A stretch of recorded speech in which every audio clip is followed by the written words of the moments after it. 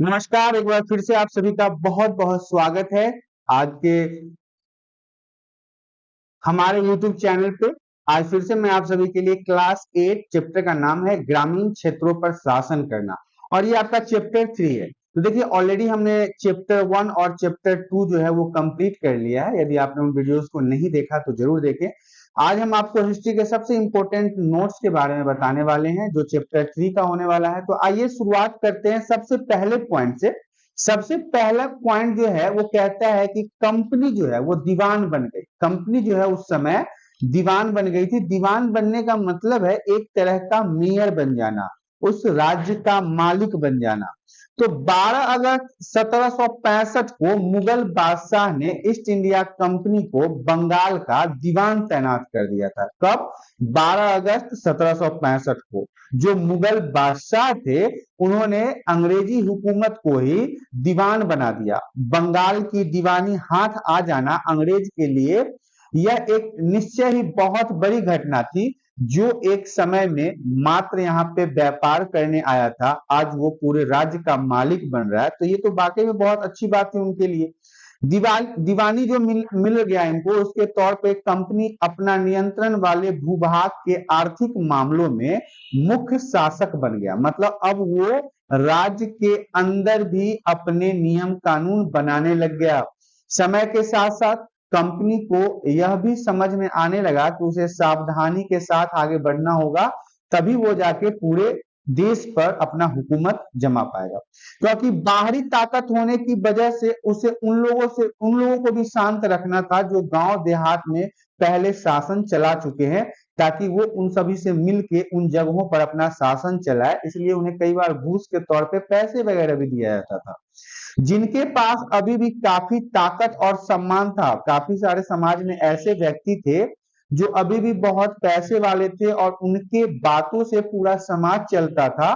तो अंग्रेज उनको पैसे की लालच देके अपने साथ मिला लिया करता था।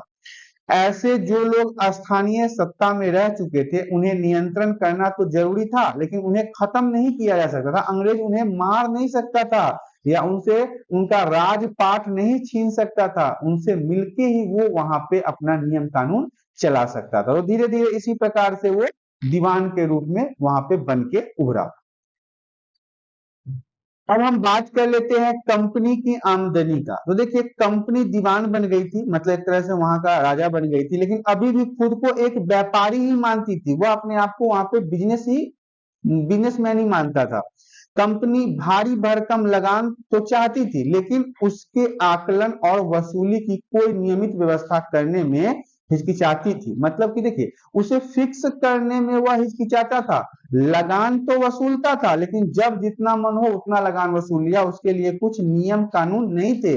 उसकी कोशिश यही रहती थी कि वह ज्यादा से ज्यादा राजस्व हासिल करे। मतलब जितना ज्यादा उसे हाथ लग गया वो उतना उसके पास से पैसे हथिया ले और कम से कम कीमत पर बढ़िया सूती और रेशमी कपड़ा खरीदे।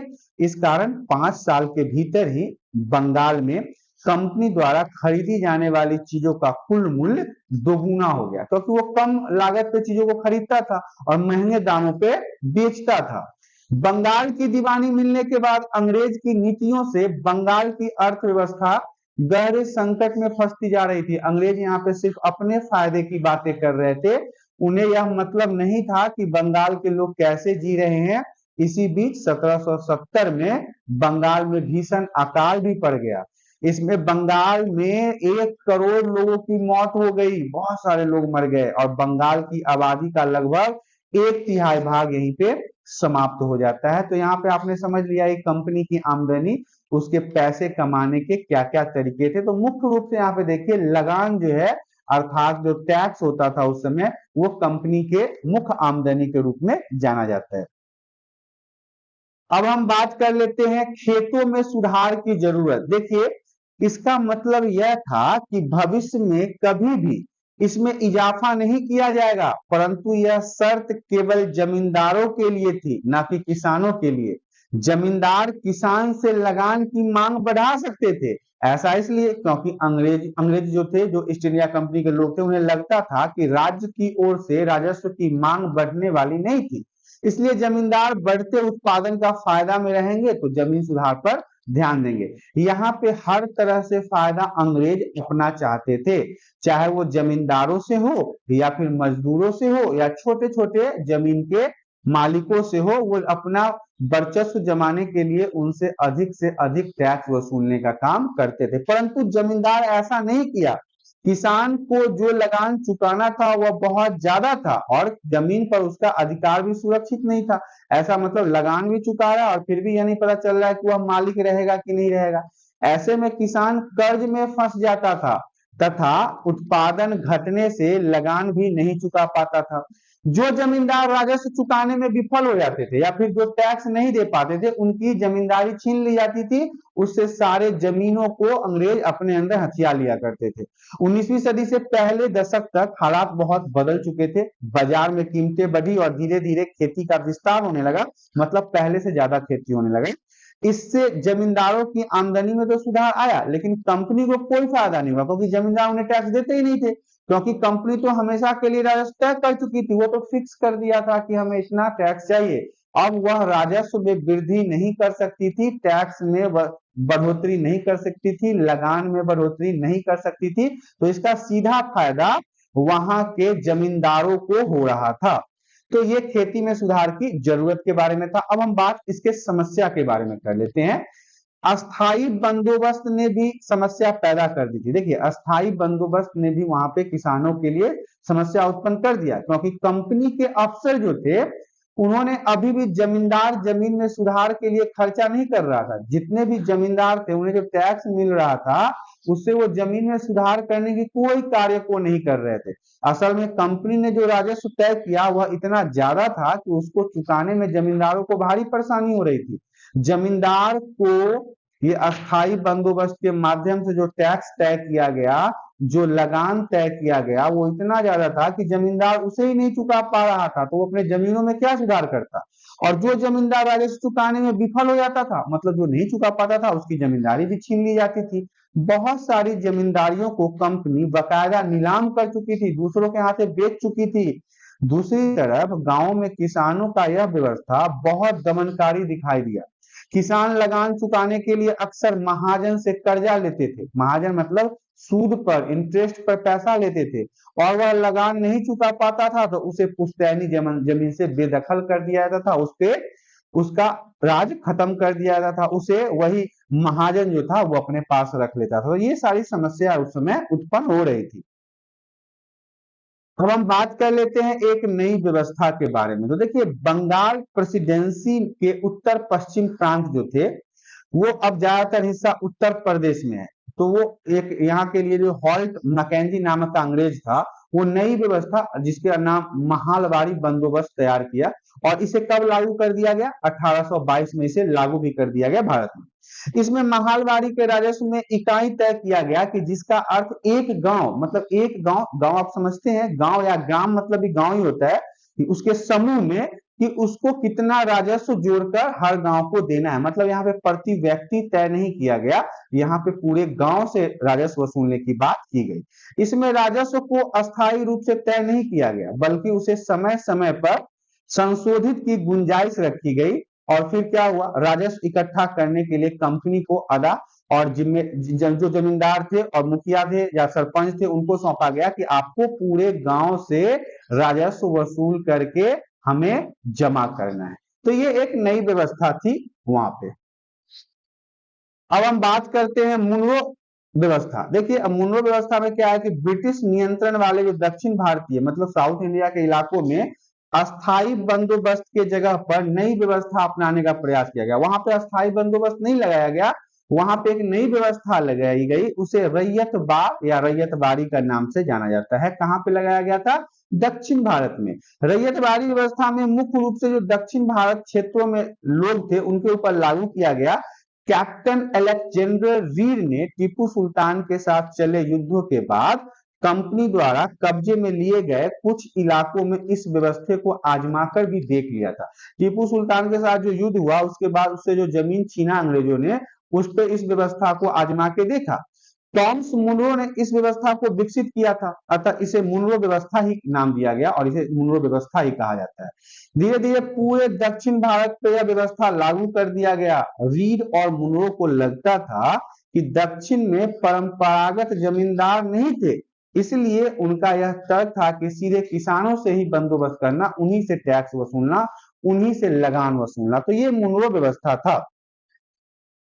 अब हम बात कर लेते हैं क्या वहां पे सब कुछ ठीक ठाक नहीं था। तो देखिए, नई व्यवस्था लागू होने के कुछ साल बाद ही समस्याएं दिखाई देने लगी। अंग्रेजों को जमीन से होने वाली आमदनी बढ़ाने के चक्कर में राजस्व अधिकारी जो थे, जो वहां पे टैक्स वसूलते थे, वो बहुत ज्यादा राजस्व तय कर दिया।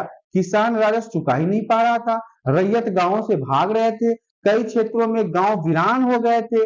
आशावादी अफसरों को उम्मीद थी कि एक नई व्यवस्था किसानों को संपन्न उदयमशील किसान बना देगी, लेकिन ऐसा नहीं हुआ और सब कुछ वहां पे ध्वस्त हो गया।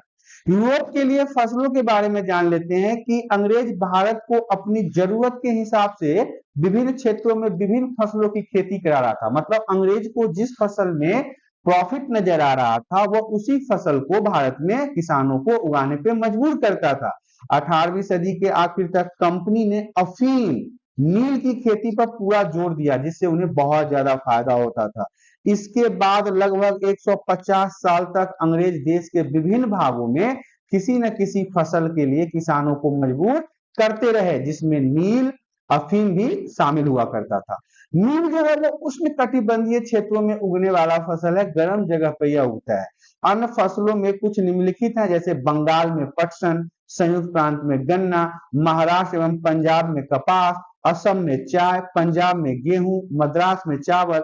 इन सभी चीजों का खेती अंग्रेजों के माध्यम से अपनी जरूरतों के हिसाब से करवाया जाता था। अब हम बात कर लेते हैं कि भारत का जो नील था, इसकी मांग क्यों थी। तो देखिए, यूरोप में बोर्ड नामक पौधे की तुलना में नील का पौधा बेहतर रंग देता था, अच्छा रंग देता था। यूरोप के मामले में अगर बात किया जाए भारत की, तो भारत का जो रंग था वो अच्छा था, जिस कारण भारतीय नील की यूरोप में बहुत मांग थी। भारत के आंध्र प्रदेश के बुनकरों द्वारा बनाए गए कमलकारी छापे को लेकर ब्रिटेन के कलाकारों द्वारा बनाए गए विभिन्न फूल वाले छापों में नील का ही प्रयोग होता था, इसीलिए यूरोप में भी भारत के नील का बहुत ज्यादा डिमांड था। आगे हम बात कर लेते हैं भारत में ब्रिटेन की बढ़ती दिलचस्पी। तो देखिए, यूरोप में नील की जो मांग बढ़ते हुए देखा गया, इसके बाद क्या हुआ, ईस्ट इंडिया कंपनी भी भारत में नील की खेती बढ़ाने का रास्ता ढूंढने लगी। वो भारत के किसानों से अधिक मात्रा में नील की खेती करवाना चाहता था। और 18वीं सदी के आखिरी में दशकों से ही बंगाल में नील की खेती तेजी से फैलने लगी थी। बंगाल में नील की खेती ज्यादा होने लगी क्योंकि अंग्रेज वहां पे शासन कर रहे थे। बंगाल में पैदा होने वाला नील दुनिया के बाजारों पर छा गया और 1788 में ब्रिटेन द्वारा आयात किए गए नील में भारतीय नील का हिस्सा केवल 30% था और 1810 में ब्रिटेन द्वारा आयात किए गए नील में भारतीय नील का 95% हो चुका था। देखिए, कहां पे 30% और कहां पे 95%। इस कदर अंग्रेजों ने हमारे भारत में नील की खेती करवाया कि इसका आयात और निर्यात भी बढ़ गया था। अब हम बात कर लेते हैं कि नील की खेती होती कैसे है। तो देखिए, नील की खेती के लिए दो मुख्य तरीके थे, एक तो नीज और दूसरा रैयती नीज। खेती व्यवस्था में क्या होता था कि बगान मालिक या तो खुद अपनी जमीन या जमीन खरीद कर भाड़े पर लेकर मजदूर द्वारा खेती कराते थे। और रैयती व्यवस्था के तहत क्या होता था कि बगान मालिक जो है वो गांव के मुखिया और रैयतों के साथ एक अनुबंध करते थे, कॉन्ट्रैक्ट बनाते थे कि इतने समय के लिए आपको जमीन दिया जा रहा है, आप इस पे खेती करें। जो अनुबंध पर दस्तखत करता था, उसे नील उगाने के लिए कम ब्याज पर कर्जा भी मिलता था। कर्ज लेने वाले को कम से कम 25% जमीन पर नील उगाना होता था। बगान मालिक बीज और उपकरण दोनों देते थे, बीज तो देते ही थे, इसके साथ ट्रैक्टर ट्रॉली वगैरह भी देते थे, जबकि बुआई की देखभाल काश्तकार ही करता था। अब नील के साथ परेशानी यह था कि उसकी जड़ें बहुत गहरी होती थी, बहुत जमीन के नीचे तक फैलती थी और वह मिट्टी की सारी ताकत खींच लेती थी। इसलिए नील की कटाई के बाद वहां धान की खेती नहीं की जा सकती थी, क्योंकि वो खेत ही बंजर हो जाता है। नील की खेती करने के बाद खेत क्या हो जाता था, बंजर हो जाता था। तो यह नील की खेती करने का तरीका था। तो हम बात कर लेते हैं निजी खेती में क्या क्या समस्याएं आ रही थी। देखिए, बड़े बड़े एवं उपजाऊ भूखंडों की आवश्यकता होती थी, मतलब जमीन का बड़ा टुकड़ा चाहिए था। और नील की फैक्ट्री के आसपास जमीन लेने के प्रयास में स्थानीय किसान को हटवाने से टकराव की स्थिति उत्पन्न हो जाती थी, लड़ाई की स्थिति उत्पन्न हो जाती। बड़ी संख्या में मजदूरों की आवश्यकता होती थी इसके लिए, नील की खेती के लिए। और बहुत सारे हल बैल की जरूरत थी। 1 बीघा नील की खेती के लिए 2 हल चाहिए होते थे। उस समय लगभग लगभग 2 हल से वो काम होता था। यदि किसी बागान मालिक के पास 1000 बीघा जमीन है तो उसे 20,000 हलों की आवश्यकताएं उस समय होती थी नील की खेती करने के लिए। किसानों से भी हल नहीं मिल सकते थे क्योंकि उस वक्त वो चावल की खेती में व्यस्त हुआ करते थे। नील का कुल पैदावार जो था उसका 25% हिस्सा इस खेती के अंतर्गत आता था। तो ये नील की खेती करने के समय समस्याएं क्या क्या उत्पन्न होती थी, इन चीजों के बारे में हमने जान लिया। अब हम बात कर लेते हैं रैयतों की जमीन पर जो नील की खेती होती थी वो कैसे होती थी, इसके साथ क्या क्या समस्याएं आती थी। तो रैयती व्यवस्था के तहत बगान मालिक, जो बगान का मालिक होता था, वो रैयतों के साथ क्या बनाता था, कॉन्ट्रैक्ट बनाता था, अनुबंध बनाता था। कई बार गांव के मुखियाओं को भी रैयतों की तरफ से समझौते करने के लिए बाध्य किया जाता था। और जो अनुबंध पर दस्तखत करने वाले जो रैयत होते थे उनको नील की खेती हेतु बगान मालिकों से नगद कर्जा भी मिल जाता था। और इनको 25% जमीन पर नील की खेती करनी होती थी। बगान मालिक बीज व उपकरण भी उपलब्ध करवाते थे, उनको बीज देते थे, उपकरण देते थे, जबकि मिट्टी तैयार करने के लिए और बीज बोने एवं फसल की देखभाल करने का जिम्मेदार कष्टकारों का था। यहाँ पे कौन मिसिंग है, आप याद रखिएगा, कष्टकारों का था। कष्टकार वो होते थे जो कपड़े वगैरह का निर्माण करते थे। कटाई के बाद क्या होता था, फसल बगान मालिकों को सौंप दी जाती थी। उसके बाद रैयत को नया कर्जा मिल जाता था और वह फिर से दोबारा यही काम करता था। यह चक्र एक दूसरे के ऊपर निर्भर करता था और यह चलता रहता था। अब हम बात कर लेते हैं कि रैयत खेती में क्या क्या समस्याएं आती थी। तो देखिए, रैयतों को फसल काटने पर कम कीमत पर फसल बेचने के लिए मजबूर किया जाता था। उनको पैसे ही नहीं दिए जाते थे, जिससे क्या होता था, वो अपना ऋण ही नहीं चुका पाते थे और वह ऋण का कभी खत्म भी नहीं होता था। इसी चक्र में वो हमेशा जीवन भर फंसे रह जाते थे। बागान मालिक यह चाहते थे कि किसान अपने सबसे उपजाऊ खेती पर नील की खेती करे, लेकिन नील की जड़ें बहुत गहरी होने के कारण वह मिट्टी को बंजर कर देता था, उसकी सारी ताकतें खींच लेता था। इस कारण किसान नील की कटाई के बाद वहां धान की खेती नहीं कर पाते थे। तो ये सारी समस्याएं थी जो रैयत खेती के साथ किसानों को या जमींदारों को या बागान मालिकों को आता रहता था। अब हम बात कर लेते हैं नील विद्रोह और उसके बाद क्या हुआ। नील के लेके विद्रोह भी हुआ था और उसके बाद क्या हुआ उनके बारे में जान लेते हैं। मार्च 1859 की बात है, बंगाल में हजारों रैयतों ने नील की खेती से इनकार कर दिया। जैसे जैसे विद्रोह फैला तो रैयतों ने बगान मालिकों को लगान चुकाने से भी इनकार कर दिया। वो तलवार भाले और तीर कमान लेकर क्या हुआ, नील की फैक्ट्रियों पर हमला करने लगे।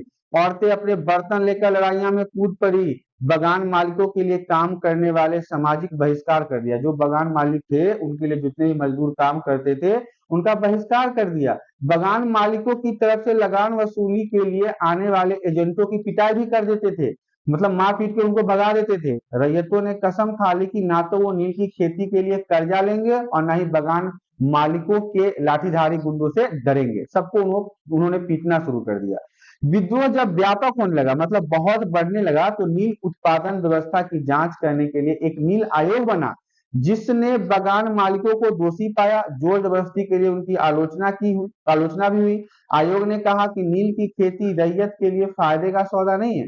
आयोग ने रैयतों से कहा कि मौजूदा जितने भी कॉन्ट्रैक्ट हैं, अनुबंध है, उनको पूरा करे, लेकिन आगे चाहे तो वो नील की खेती बंद कर सकते हैं। वो चाहे तो करे और ना चाहे तो नहीं करे। जब महात्मा गांधी जी दक्षिण अफ्रीका से लौटे तो बिहार के एक किसान ने उन्हें चंपारण आकर नील किसानों की दुर्दशा देखने का न्योता दे दिया।